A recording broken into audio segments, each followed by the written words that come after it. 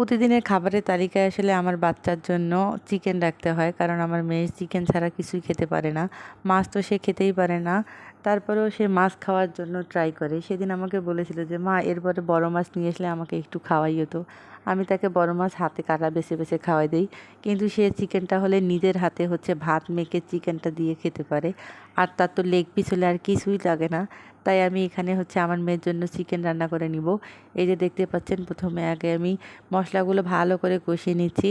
আর চিকেনটা আমি পাশে সুন্দর করে ধুয়ে পরিষ্কার করে রেখে দিয়েছি। এই যে দেখতে পাচ্ছেন, এখন একে একে মশলার সঙ্গে চিকেনটা দিয়ে দিব।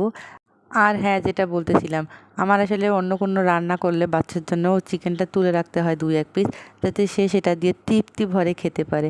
আমরা যদি মাছ খাই বা ডিম খাই, সে কিন্তু চিকেনটা দিয়ে ভালোভাবে খেতে পারে। যার কারণে আসলে 2-1 দিন পর পরই আমার বাচ্চার জন্য এই চিকেনটা রান্না করতে হয়। আসলে বাচ্চাদের দিকে আমাদের সবসময় একটু আলাদা প্রায়োরিটি দিতে হবে, কারণ তারা যেটা খেতে পছন্দ করে সেটাই কিন্তু আমাদের আসলে করে দেওয়া দায়িত্ব সব বাবা মায়েরই।